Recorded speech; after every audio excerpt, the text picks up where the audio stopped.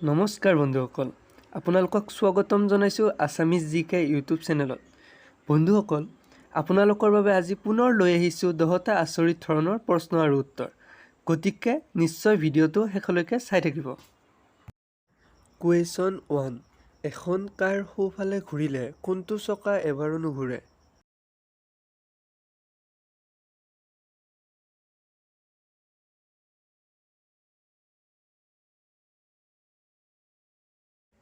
শুদ্ধ উত্তৰটো হ'ব স্পেয়াৰ টায়াৰ।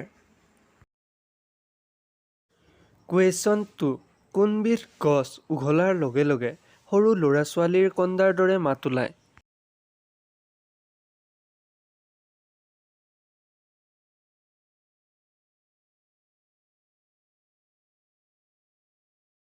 শুদ্ধ উত্তৰটো হৈছে মেটক গছ। 3 নম্বৰ প্ৰশ্নটো হৈছে কি বস্তু ৰ'দত শুকুৱাব নোৱাৰি?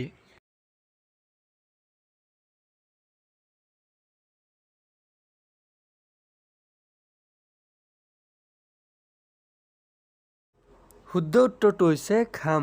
হয় বন্ধুসকল, ঘাম ৰ'দত শুকুৱাব নোৱাৰি। 4 নম্বৰ প্ৰশ্নটো হৈছে কোনবিধ প্ৰাণীৰ গৰ্ভকাল মাত্ৰ 21 দিন?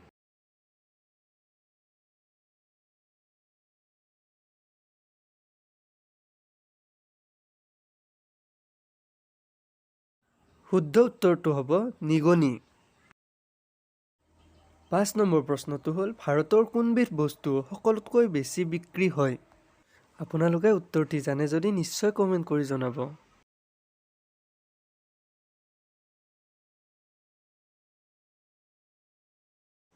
শুদ্ধ উত্তৰটি হ'ব কলগেট। হয় বন্ধুসকল, ভাৰতৰ সকলোতকৈ বেছি বিক্ৰী হোৱা বস্তুবিধ হ'ল কলগেট। 6 নম্বৰ প্ৰশ্নটো হ'ল কোনখন দেশত দেওবাৰে নাক পৰিষ্কাৰ কৰাটো অপৰাধ?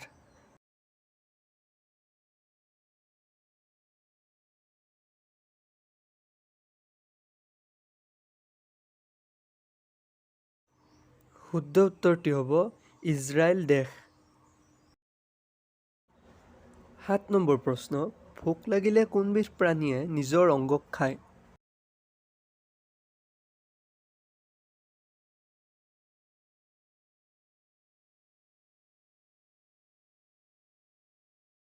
শুদ্ধ উত্তৰটি হ'ব নিগনি। 8 নম্বৰ প্ৰশ্নটো হ'ল আপোনাৰ কোনটো শব্দ আপোনাৰ বাদে সকলোৱে শুনে?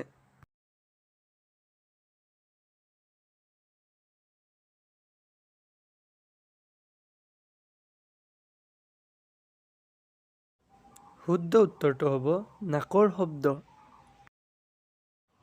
9 নম্বৰ প্ৰশ্নটো হ'ল এনেকুৱা কি যিটোৰ নাম শুনিলে সকলোৱে ভয় কৰে কিন্তু তাৰ বাবে কষ্টও কৰে?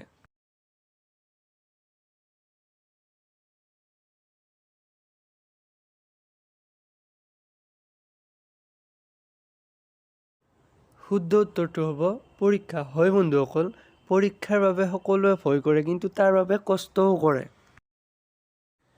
10 নম্বৰ তথা অন্তিমটো প্ৰশ্ন হ'ল স্ত্ৰীয়ে পুৰুষৰ বাওঁফালে কিয় শুৱে?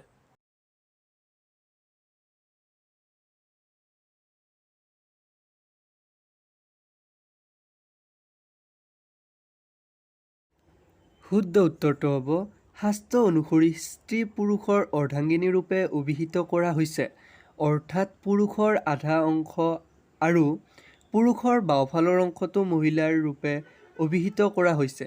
সেইবাবে ৰাতি শুওঁতে, জ্যেষ্ঠজনৰ সেৱা লওঁতে আৰু পূজা অৰ্চনা কৰোঁতে মহিলাৰ স্থান সদায় পুৰুষৰ বাওঁফালে হয়।